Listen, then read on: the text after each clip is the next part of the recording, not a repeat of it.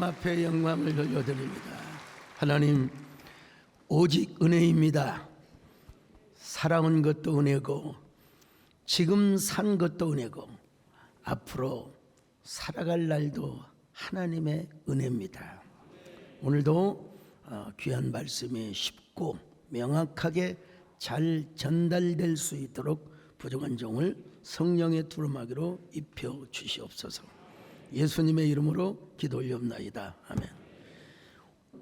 하나님께서 말씀하시면 예, 아멘, 그래야 되지 않겠습니까? 예, 하나님 맞습니다. That's okay.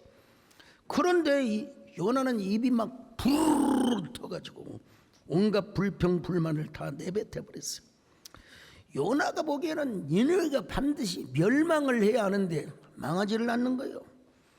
그래서 하나님 앞에 욱하고 성질을 냈습니다. 이런 요나에게 하나님께서 뭐라고 질문합니다. 야, 네가 성질 내는 것이 옳으냐? 자, 요나서 4장 4절입니다. 시작. 여호와께서 이르시되 내가 성내는 것이 옳으냐 하시니라. 하여간 요나는요, 자기 마음대로 안 되면 성질부터 확 냅니다. 여러분, 요나를 심리학적으로 분석을 해보면은 자기애적 인격장애, 나르시스틱 퍼스널리티 디스오더라고 합니다. 이런 자기애적 인격장애를 가지고 있는 사람은 뭘 모르느냐? 관용을 몰라요. 오늘날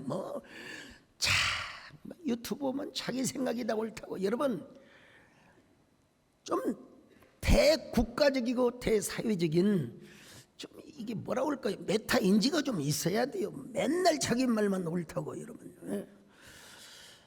이런 사람은 여러분 마음에 맺힌 것이 있으면 복수를 해야 돼요.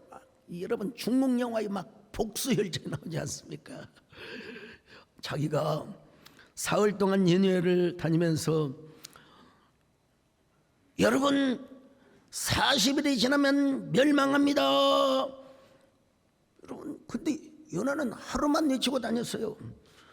이 메시지에는 뭐가 담겨 있어요? 하나님께 돌이키지 않으면 여러분은 망합니다. 자, 요나서 3장 3절로 4절 시작. 요나가 여호와의 말씀대로 일어나서 니느웨로 가니라.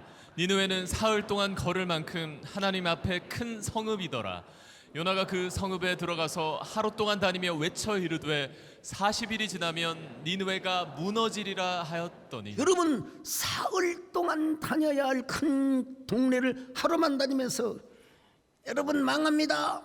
40일이 지나면 망합니다. 이러고 다녔어요, 여러분요. 예. 그런데 여러분, 참 희한한 역사가 나타납니다.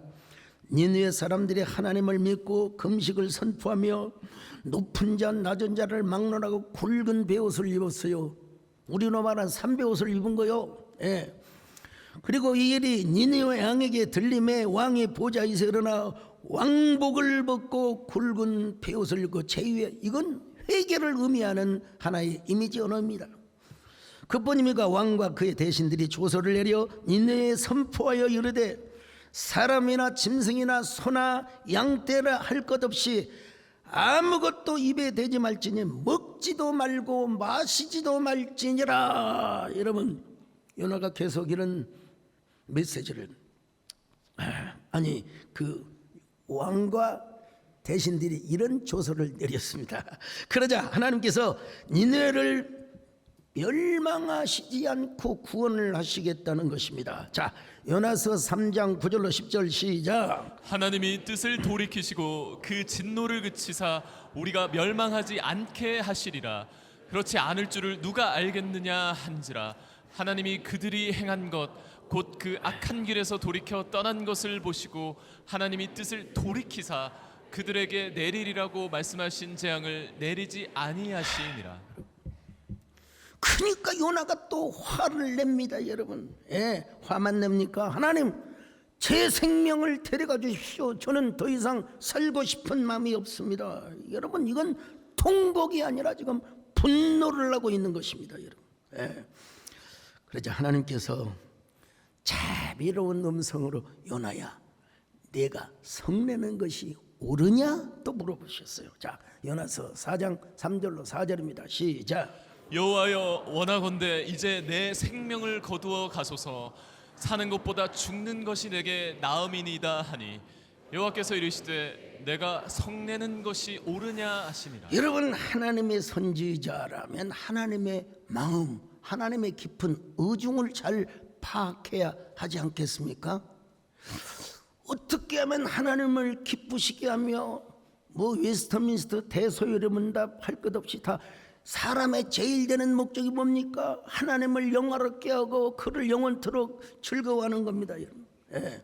그런데도 선지자가 되어가지고 하나님의 의중을 모르고 그냥 놀부심보, 여러분, 놀부 시간만 되면 내가 놀부전도 내가 창을 할 수 있는데 중국의 사마천이 쓴 사기에 참새가 봉황의 뜻을 어찌 알리요. 예. 한문으로 연작안지 훈국지지라. 예. 제비나 참새가 어찌 기러기나 권위의 뜻을 알겠는가. 우리나라에 와서 참새가 봉황이라는 건 사실은 전설의 새입니다. 봉황의 뜻을 어찌 알겠는가. 요나는 니네웨 같은 악한 이방인이라도 회개하면 용서하시는 하나님이라는 걸 알고 있었던 것 같아요. 그래서 니네가 회개해서 하나님께 용서받을까 봐 일부러 타시스로 도망을 갔던 겁니다, 여러분. 맞습니다, 여러분. 팀 켈러 목사님이 말한 대로 우리 하나님은 어떤 하나님이냐? 탕부의 하나님이십니다. 그분이 쓴 탕부의 하나님이라는 책이 있는데 여기서 탕부란 그걸 직역해서 뭐 방탕하신 아버지 그렇게 번역하는 게 아니라 원래 방탕한 아들에게 사랑을 헤프시게 쓰시는 내용이 그 골자입니다, 여러분. 실제 책 제목도 원래는 탕진하는 아버지 하나님을 줄여서 탕부의 하나님이라고 한 겁니다. 우리 하나님은 독생자 예수 그리스도까지 우리에게 보내주신 분이시지 않습니까, 여러분요? 예. 자, 요한복음 1장 1절로 3절을 한번 볼까요? 시작. 태초에 말씀이 계시니라. 이 말씀이 하나님과 함께 계셨으니 이 말씀은 곧 하나님이시니라. 그가 태초에 하나님과 함께 계셨고 만물이 그로 말미암아 지은 바 되었으니 지은 것이 하나도 그가 없이는 된 것이 없느니라. 세상에 요한복음 1장 14절로 봐요. 시작.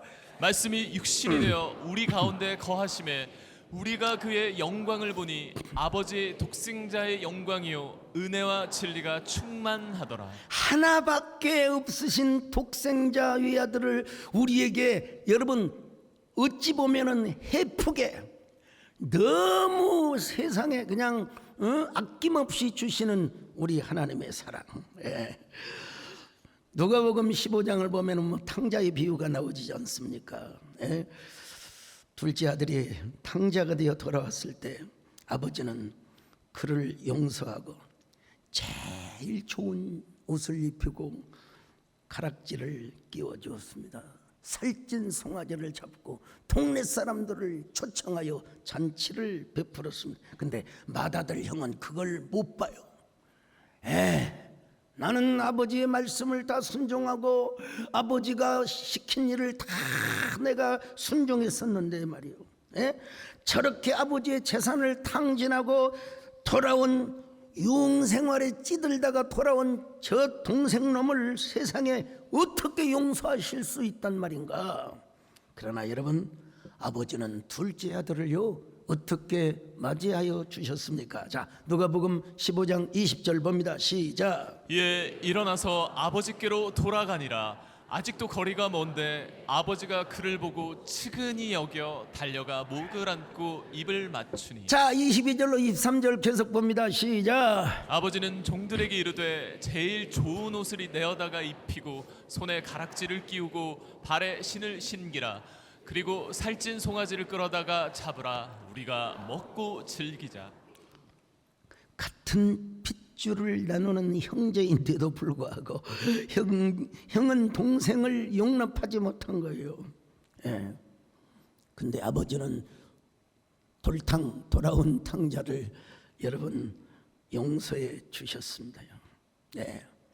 여기서 아버지는 여러분 은유적 비유를 통해서 성부 하나님, 우리 하나님의 사랑을 가르쳐 줍니다. 세상에 아직도 거리가 먼데 아버지는 아들을 향하여 달려갑니다.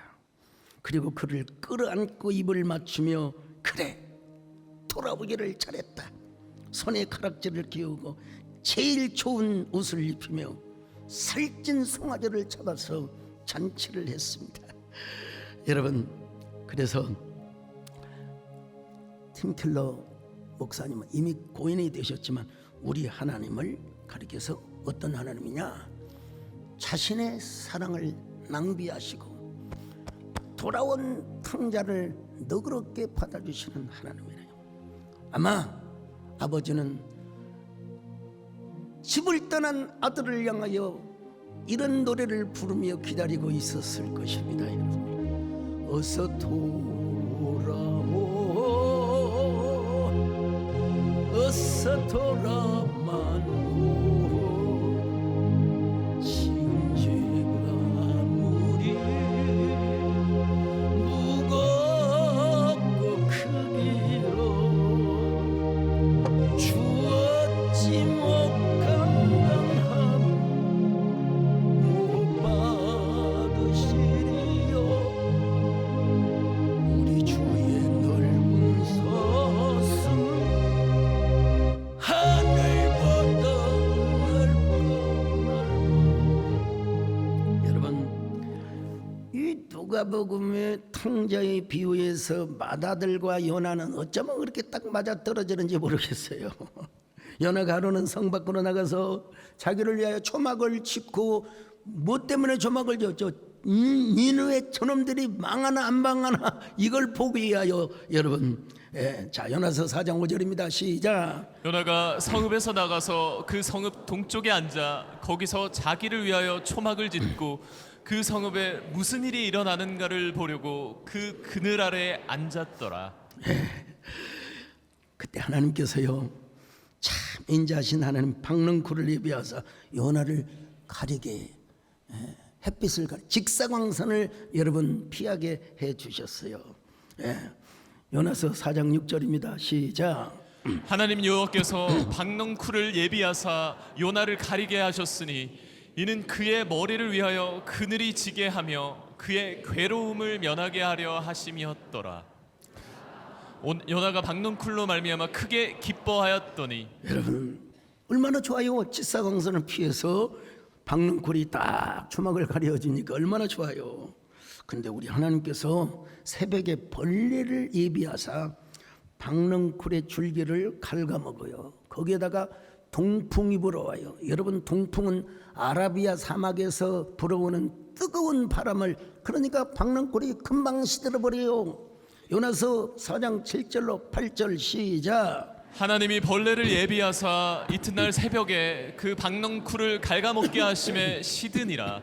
해가 뜰 때 하나님이 뜨거운 동풍을 예비하셨고 해는 요나의 머리에 쪼임에 요나가 혼미하여 스스로 죽기를 구하여 이르되 사는 것보다 죽는 것이 내게 나으니이다 하니라. 여러분 요나는 끄떡하면 성길에서 죽고 싶대요. 하나님 저 차라리 그럴 바에는 데려가십시오. 참 요나가 진짜 하여간 무슨 백을 믿고 그렇게 내뱉은지 모르겠어요. 우리 하나님께서 요나에게 물어봤어요. 네가 박능쿨로 말미암아 성내는 것이 옳은 말이냐? 넌 왜 화를 내느냐? 왜 죽고 싶다고 하느냐? 그러니까 요나가 대답을 합니다. 내가 성을 내어 죽기까지 할지라도 옳으니이다. 자 4장 9절입니다. 시작. 하나님이 요나에게 이르시되 내가 이 박넝쿨로 말미암아 성내는 것이 어찌 옳으냐 하시니 그가 대답하되 내가 성내어 죽기까지 할지라도 옳으니이다 하니라. 하나님께서 이런 말씀을 하십니다. 네가 수고도 아니하였고 재배도 아니하였고 하룻밤에 났다가 하룻밤에 말라버린 이 박넝쿨을 아꼈거늘 하물며 이 큰 성 니느웨는 좌우를 분별하지 못한 자, 소위 말하면 철부지들 12만 명이 있고 가축도 많이 있나니 내가 어찌 이들을 아끼지. 생명을 사랑하시는 하나님의 모습을 보여주고 있습니다. 자, 요나서 4장 10절로 11절 시작. 여호와께서 이르시되 내가 수고도 아니하였고 재배도 아니하였고 하룻밤에 났다가 하룻밤에 말라버린 이 박넝쿨을 아꼈거든. 하물며 이 큰 성읍 니느웨에는 좌우를 분변하지 못하는 자가 12만여 명이요 가축도 많이 있나니 내가 어찌 아끼지 아니하겠느냐 하시니라. 여러분 몇 년 됐죠? 요나 없고 튀어 요나서를 쭉 강의를 했는데 요나서는 여러분 질문으로 끝납니다. 질문으로. 이제 누가 대답할 차례냐? 요나 네가 한번 대답해봐라. 오늘 우리 성도들아 너희들이 한번 대답해봐라 이런 말입니다. 여러분. 이 외수의 존버 실천 법독이라는 책이 있어요. 거기 보면 이런 얘기가 나옵니다. 사랑받고 싶습니다. 그 비법이 어디 있을까요? 대답이 멋져 보여요. 선인장이나 장미꽃처럼 날카로운 가시를 가지고 있으면서도 왜 자기를 깊이 끌어주지 않느냐고 화를 내는 분들이 있습니다. 그런 사람은 끌어안으면 끌어안을수록 깊이 상처를 받고 피를 흘리게 되죠. 그러므로 일단 가시부터 거두시고 사랑을 갈구하시기를.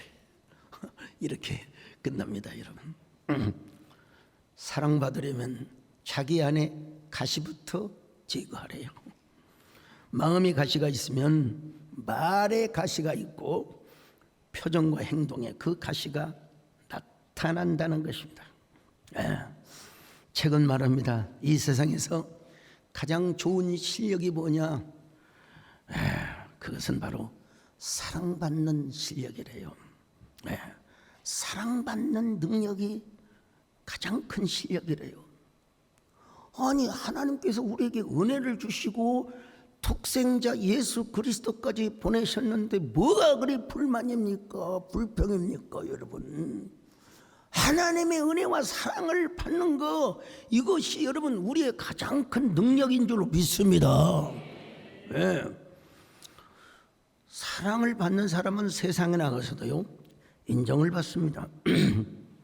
사랑을 받지 못하면 존재의 불안에 시달려요. 요나가 지금 존재의 불안에 시달리고 있습니다. 그리고 그것을 하나님께 분노의 감정으로 표출하고 있습니다. 니느웨 사람들을 용서하시고 구원하시려면 차라리 나부터 죽이세요. 이거 여러분 선지자가 할 노릇이냐 이 말이요. 할 말입니까? 요나는 진정한 탕부의 하나님을 몰랐어요. 이방인들도 회개하면 그냥 해프게 사랑을 주시는 이 은혜를, 그러니까 요나는 어떤 사람이냐? 이기적인 사람이었어. 이기적인 사람. 우리 하나님 언제나 오르신 줄로 믿습니다. 여러분 안데르센이 쓴 할아버지 하는 일은 언제나 오라요라는 책이 있어요. 한 농부가 말을 끌고 시장에 가면서 여보, 내가 말을 가지고 가서 타는 걸 바꿔올게요. 그러니까 그러세요. 자, 이런 여자가 어디 있습니까? 농부는 소를 가진 사람과 만나서 소가 좋다는 말에 말을 소와 바꿨습니다. 근데 양을 가진 사람이 양은 젖도 짜고 털을 맞는다고 하자 다시 소를 양과 바꿔버렸습니다, 여러분. 그러자 암탉을 가진 사람이 암탉은 알을 계속 낳아서 매일매일 계란을 먹을 수 있다고 하자 그 말을 듣고 암탉과 바꿔버렸습니다. 이번에는 사과를 가진 사람이 사과가 참 맛있어요. 암탉을 사과 한 봉지와 받고 집으로 돌아오다가 주막에 들려서 어느 귀족에게 사연을 이야기했습니다. 그때 그 귀족이 그 사람의 말을 듣고 당신 아내는 틀림없이 화를 낼 것이요. 그러자 농부가 대답합니다. 아닙니다. 제 아내는 틀림없이 잘했어요. 훌륭하세요. 라고 대답을 하고, 그러자 귀족은 진짜 그렇다면 내가 가진 그 말을 내가 다 주겠어. 내기합시다. 농부는 귀족과 함께 집에 돌아와 아내에게 말을 소로 바꾼 이야기, 소를 양으로 바꾼 이야기 그리고 또 암탉으로 바꾼 이야기, 사과 한 봉지로 바꾼 이야기, 이런 얘기를 했더니 아내가 뭐라고 대답한 줄 아세요? 여보, 참 잘했어요. 당신이 하는 일은 언제나 옳아요. 여러분, 이 세상에 이런 여자가 있을까? 미쳤어 당신 말이야. 그 모습을 본 귀족이 너무 감동을 받고 가지고 있는 그 말을 다 우리로 말하면 백지수표를 다 줬다는 거예요. 예. 삼성그룹을 창업하신 이병철 회장님이 계셨어요. 그의 전용 운전사였던 위대식 씨가 얼마나 충직했는지요. 위대식 씨는 학벌이나 배경은 없었으나 지도갈 정도로 성실한 인물이었습니다. 회장님이 출근하시기 전 2시간 전에 와서 차를 다 닦고 엔진을 걸고 자동차를 점검하고, 그리고 겨울철이 눈이 오면은 새벽 4시에 와서 눈을 다 치우고, 얼마나 성실. 6.25 전쟁이 일어났어요. 이병철 회장은 피난을 가지 못하고 서울 자택 지하실에 가족들과 함께 숨어 있었습니다. 여러분, 당시 인민군에게 잡히면 거반 100% 여러분 처형을 당할 지경이었습니다. 그런데 위대식은 이 회장님을 구하기 위해 삼성물산 창고를 지키고 있었던 인민군에게 어머니의 유품인 금반지를 내몰라주고 전과 설탕 등의 물품을 빼돌려 그에게 현금을 챙겼습니다. 그리고 위험을 무릅쓰고 자금을 모은 위대식은 인민군 간부를 매수하여 이병철 회장님을 극적으로 대구까지 탈출시키는데 가는 과정에서 총이 여러분 어깨를 스쳐가 총상을 맞았음에도 불구하고 운전대를 놓지 않고 이병철 회장님을 안전하게 대구로 피신을 시켰습니다. 이후 서울에 남겨진 이 회장님의 가족들까지 목숨을 걸고 대구로 탈출시켰다는 것입니다. 전쟁이 끝난 후 이병철 회장은 생명의 은인인 위대식을 임원으로 승진시키려 했지만 위대식 씨는 저는 회장님 곁을 지키겠습니다. 저는 언제나 회장님 심부름을 하겠습니다. 여러분, 그래서 이병철 회장께서는 위대식에게 운전기사직을 유지하게 하되 임원급여와 대우를 보장해 주었습니다. 이에 반발하는 임원들이 있었어요. 그들에게 뭐라고 말합니까? 당신은 나를 위해서 목숨을 걸고 싸워본 적이 있느냐? 나를 위해서 내 생명을 지키기 위해서 얼마나 노력했느냐? 특별히 여러분, 1970년대 삼성의 사활에 걸린 반도체 사업을 할 거냐 말 거냐를 두고 논의를 했대요. 많은 전문인들이 반대를 했답니다. 자칫하고는 우리 삼성그룹이 해체될, 부도가 될 위기에, 그러니 안 됩니다. 회장님, 잘못하면 부도가 납니다. 근데 그때요, 이병철 회장께서는 운전기사였던 위대식에게 물어본 거예요. 자네는 어떻게 생각하나? 예, 회장님 잘 될 것입니다. 뭘 근거로 그렇게 말하나? 예, 저는 아무것도 모릅니다, 사실. 그러나 지금까지 회장님이 결정한 것은 다 옳으셨습니다. 다 옳으셨습니다. 예, 앞으로도 회장님이 결단하시면 잘 될 겁니다. 야, 참 1980년 중반에 이 회장님이 가슴 통증으로 쓰러져 의식을 잃어갈 때 위대식은 언제 119를 부릅니까? 승용차에 그냥 빵빵거리면서 뭐 신호를 무시하고 응급실로 달려가서 여러분 자기가 모신 주인을 살렸습니다. 그러니까 이병철 회장님을 2번이나 살린 거죠. 이런 위대식이 1987년 봄에 갑자기 뇌출혈로 쓰러집니다. 위 회장님이 얼마나 바쁘신 분입니까? 유대식의 병상을 떠나지 않고 눈물로 제발 일어나게 의식이 회복되었을 때는 한쪽이 마비가 되었습니다. 그래서 자택 별채에 모셔 간병인을 붙였습니다. 그러나 결국 세상을 떠났습니다. 이병철 회장님은 그가 없었으면 나도 삼성도 우리 가족도 없다. 반드시 위대식을 내 무덤 옆에다가 묻어주어 이렇게 유언을 하셨는데 실제로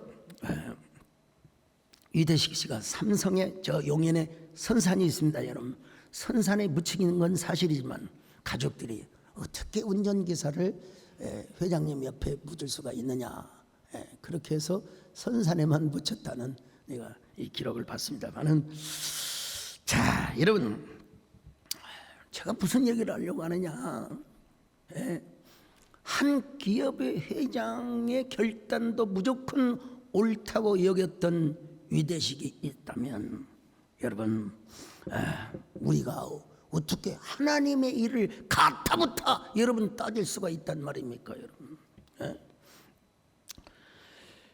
우리 하나님은 언제나 오르신 하나님이십니다. 언제나 무슨 일을 하든지 합력하여 선을 이루시는 하나님이십니다. 우리 지나온 삶을 한번 돌이켜 보십시오.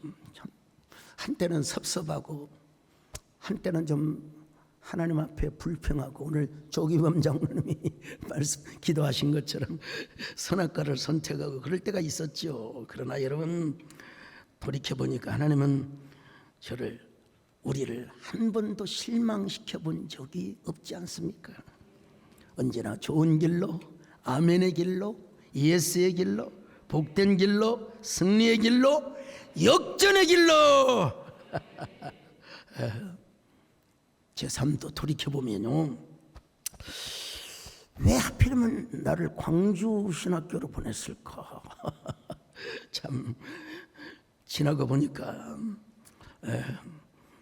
거기서 우리 장모님이신 정권사님을 만나고 어떤 사람이 또 항의 문자를 보내 왜 정권사님만 얘기합니까? 사모님도 고생을 많이 했는데 그래서 아이 다 별꼴이 다 있네. 그래 알았어요. 저희 집사람도 고생했습니다 여러분. 그리고 저의 목회의 볼런티어가 되었던 문정남 장로님과 그리고 김현숙 권사님 거기서 만났어요. 제가요 명문대학을 나왔으면 제가 얼마나 좀 뭐라고 할까요? 너무 프라우드 좀 뻐겼겠지요. 사실 좀 은근히 스펙을 자랑하고 말이죠. 그렇더라면 좀 제가 게을러 터졌을지도 모릅니다. 여러분 자만심이 생겨가지고 저 이래봬도 당시에 광주신학교 도서관에 있는 책들을 제가 하여간 대충 보든 간에 제가 두루두루 다 살폈습니다. 두루두루 살폈어요.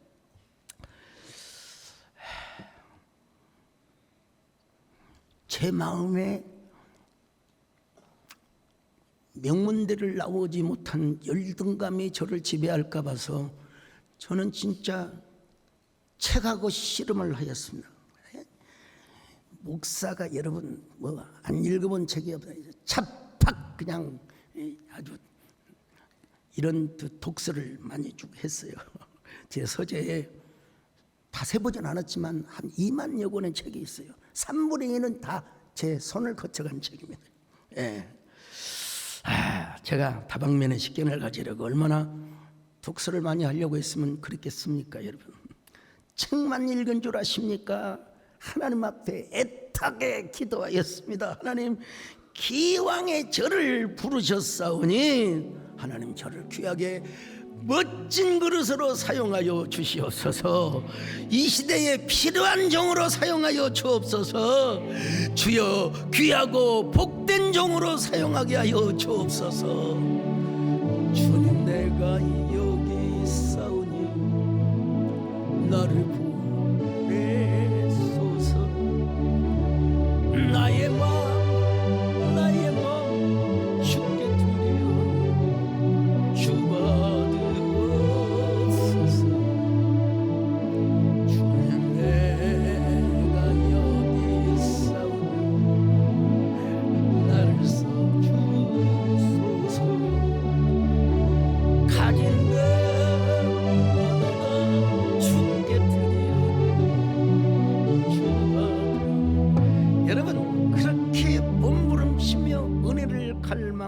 했을 때 진짜 저로 하여금 한국교회의 쇠퇴기를 맞이할 때, 여러 정체기를 맞이할 때 개척신화와 성공신화의 스토리를 쓸 수 있도록 하나님이 은혜를 베풀어 주셨어요.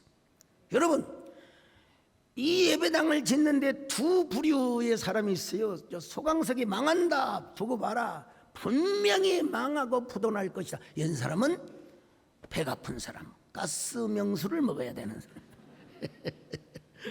근데 어떤 사람은 야, 소강석이 대단하다. 진짜 어떻게 맨몸으로 맨 땅에서 시작해서 저런 교회를 지을 수 있느냐. 그래가지고 여러분, 우리 교회 도전을 받아서 새로 예배당을 지은 교회가 한두 교회가 아닙니다, 여러분. 제가 한국교회가 가장 위기를 만날 때 사실 저는 개혁측 출신으로서 아직도 여러분 총회장 나오지 않습니다. 여러분 다 여러분 충신 출신의 기라성 같은 목사님들이 계시지만 제가 나간다 소리도 안 했는데 소강석이 나올 것이다 하는 말에 다 양보를 하고 무투표로 여러분 추대를 받아서 총회장이 된 것입니다, 여러분.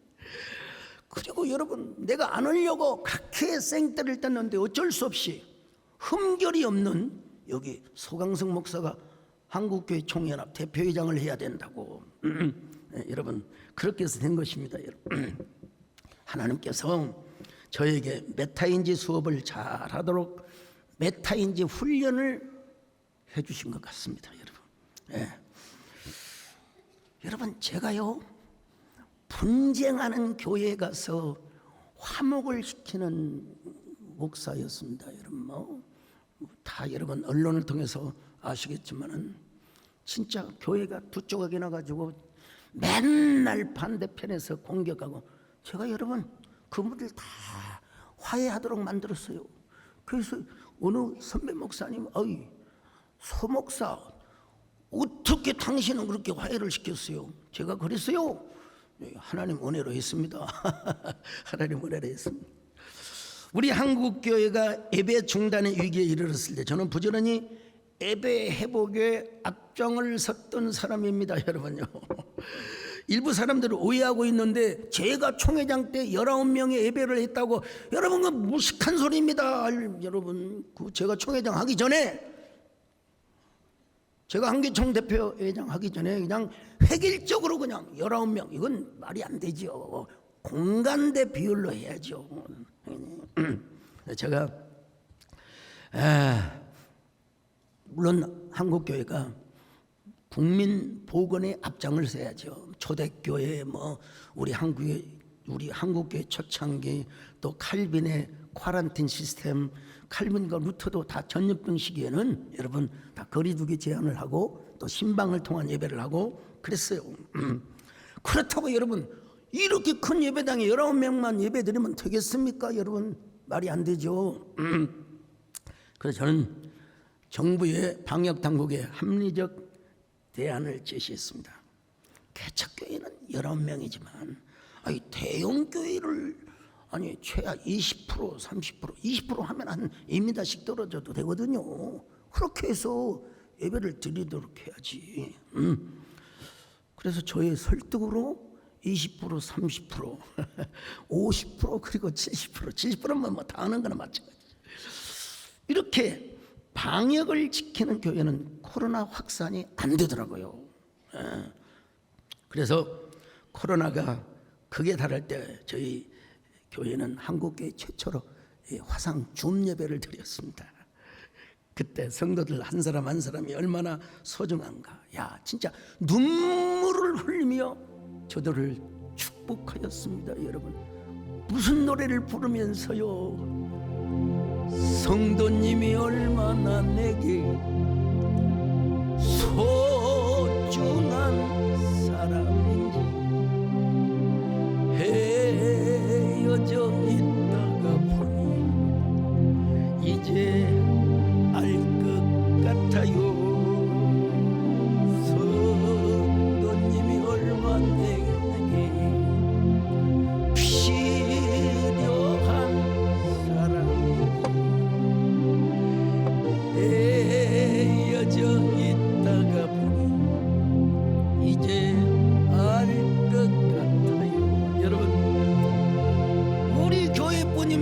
여러분 TV에서도 다 화상줌으로 그 유명한 미스터 트롯도 여러분 화상줌으로 다 있습니다. 그러니까 현장보다는 화상줌으로 함께한 사람들이 사실 더 많았죠. 우리 장로님들 또 동역자들이 또 함께 다 의견을 모아주셔서 참 감사한데요. 우리 교회에서 화상줌 예배를 드리니까 다른 교회도 다 따라했어요. 다 따라했어요. 근데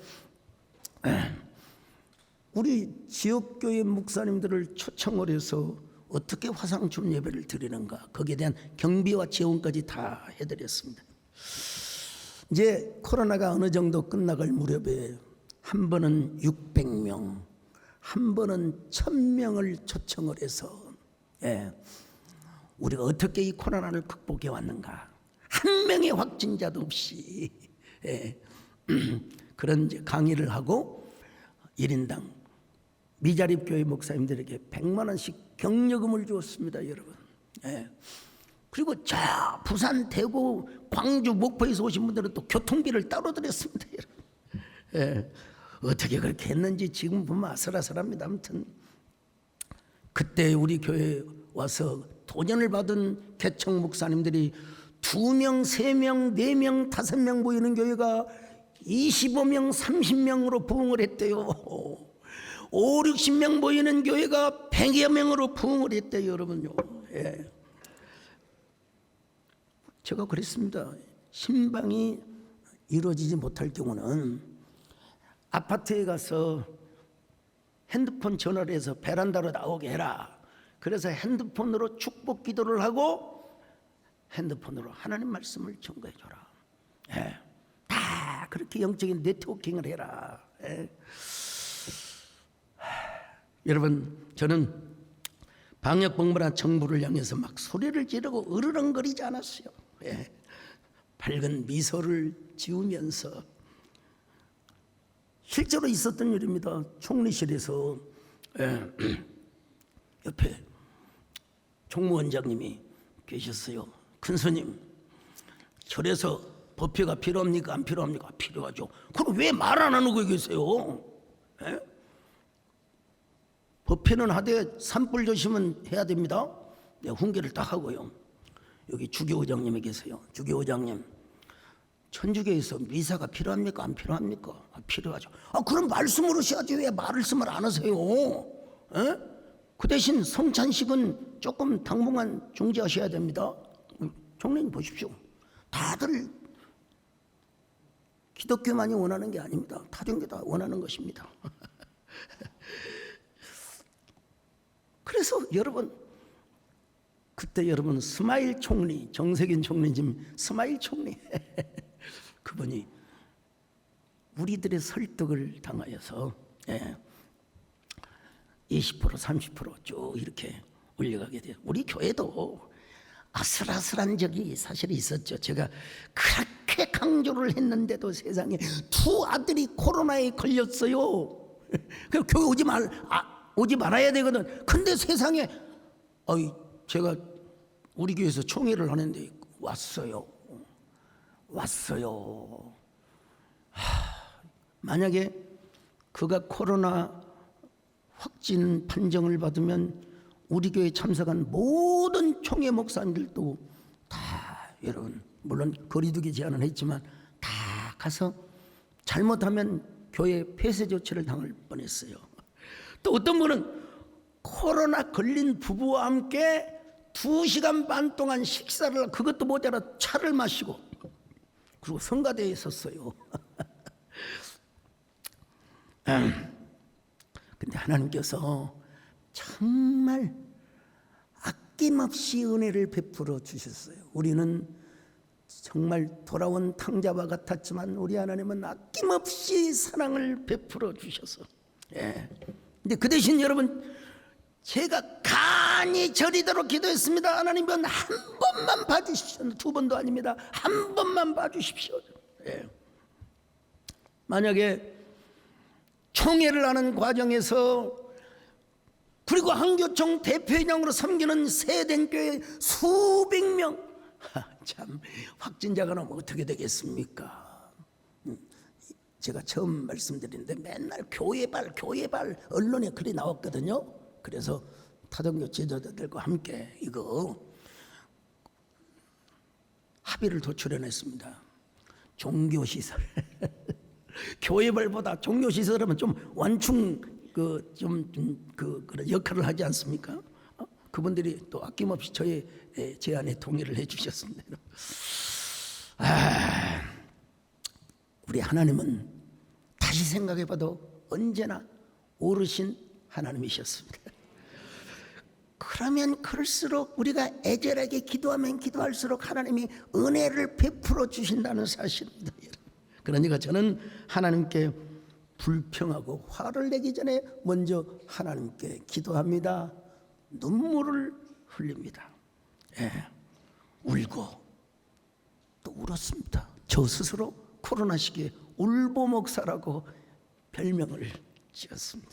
여러분, 우리 하나님은 우는 자에게 은혜와 사랑을 헤푸실 정도로 여러분 낭비하실 정도로 베풀어 주신 하나님이시기 때문에 그렇습니다.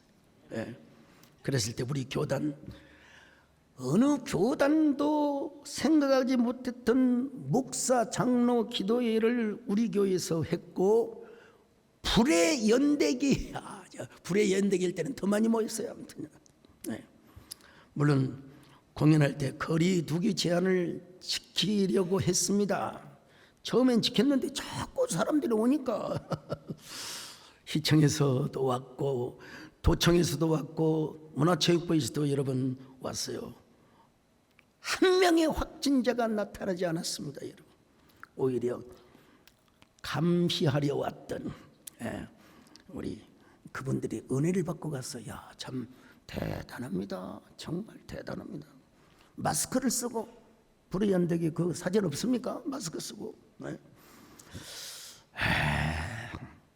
그때 협력을 해주신 박양우 문화체육부 장관 또 정세균 전 총리님, 지금은 대통령이 되셨지만 당시에 경기도지사였던 이재명 지사님, 다 전제 조건을 달았습니다. 거리두기를 지키겠습니다.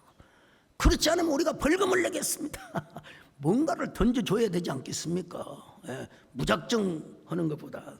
그분들도 명분이 있고요. 지금 생각하면 너무나 정말 감사합니다. 그 한국교회 교단장 회의, 제가 이제 한교총 대표냐, 제가 이제 회의를 제가 인도했는데 어느 지도자들이 말이요, 우리가 청와대 앞에 가서, 우리가 총리실 앞에 가서 데모를 하자고. 여러분, 저도 요 순간 솔깃한 마음이 들었습니다. 목사님들이 모여서 막 분노를 표출하는 겁니다. 제가 그랬죠. 존경하는 목사님, 분노하는 것은 쉽습니다. 그러나 분노한다고 일이 이루어질 것 같으면 제가 감옥이라도 가서 내가 외치겠습니다. 그러나 이 모습이 모든 언론, 지상파, 메이저 신문에 다 보도가 되면 그걸 어떻게 감당하시려 합니까? 우리가 전략적으로 나갑시다. 아니, 루터와 칼빈도 전염병 시기에는 쿼런타인 시스템, 격리 제도 시스템을 도입을 했는데 제가 총리님, 장관님, 심지어는 대통령실 다 내가 자리를 만들 테니까 그때 우리가 소리 지르지 말고 잘 설득을 하며 나갑시다. 여러분, 그렇다고 해서 전 교인이 다 모이라는 건 아닙니다. 여러분, 순환제로 구역별로 모여서 그때 아마 우리가 육부 예배를 드렸을 거예요. 육부 예배. 교육관도 다 터져가지고 다 예배 드리고 여러분. 그래서 여러분, 처음에 20%, 30%, 50%. 이제 나중에는 다 이제 됐습니다만은 오늘도 마찬가지입니다. 요나처럼 성내는 것은 쉽습니다. 그러나 분노하는 것보다 중요한 게 뭐냐? 울게 하소서. 우는 것입니다, 여러분. 대부분 정관계 중요한 사람을 만나면 뭐 전철 뭐 이런 버스 이런 얘기를 하면 그건 생업이다. 뭐 그렇게 설명을 해요. 그래서 아니, 우리에게 있어서는 생업보다 중요한 게 예배입니다. 예배의 가치를 아셔야 됩니다. 그렇다고 우리가 뭐 수만 명이 모여서 드린다는 것도 아니고 거리두기를 한다는데 여러분 그렇게 설득을 하니까 안 되는 게 없어요. 다 돼요. 예. 여러분 한국교회에 그런 시련을 주신 것도 다 우리 하나님께서는 옳으시다고 저는 믿습니다. 앞으로도 우리 하나님은 옳은 길로 인도하여 주실 것입니다. 그러려면 여러분 화부터 내지 말고 메타인지를 높여야 돼요. 요나에게는 이 영혼의 메타인지가 없었어요. 그러나 오늘 우리 영혼의 메타인지를 가질 필요가 있습니다. 예, 그런 사람은 항상 이런 고백을 합니다. 하나님이 옳으셨습니다. 지금도 하나님은 나를 옳은 길로 인도하여 주십니다. 앞으로도 하나님 언제나 옳고 옳은 길로 인도하시고 합력하여 선한 길로 인도하여 주실 것입니다. 여러분 그럴 때 하나님께서 여러분 모두에게 탕부의 하나님을 넘어서 복의 근원의 하나님, 역전을 시켜주시는 인버전의 하나님이 되어 주실 것입니다. 여러분 이런 하나님을 오늘 또 경험하시기를 바랍니다. 만나시기를 바랍니다. 고백하시기를 바랍니다. 지나온 모든 세월들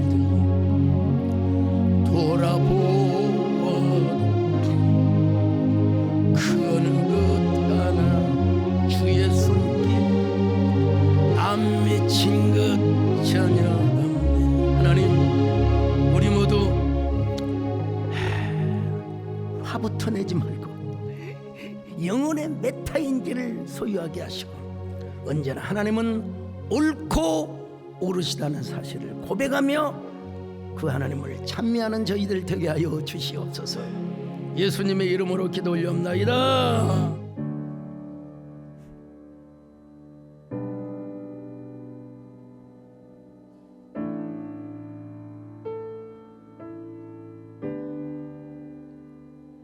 주여 나를 불쌍히 여겨 주소서. 주님 나를 긍휼히 여겨 주소서. 주님이 붙잡아 주시지 않으면 나는 마른 나무. 주님이 돌보아 주시지 않으면 나는 신기루. 주님이 내 영혼을 붙잡아 주셔야 합니다. 주님이 내 안에 오셔서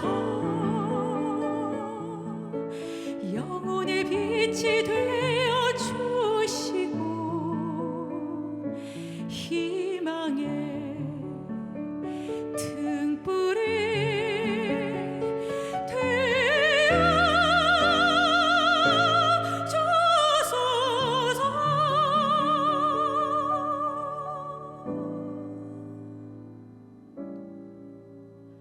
주여 나를 민망히 보아 주소서. 주님 내게 자비를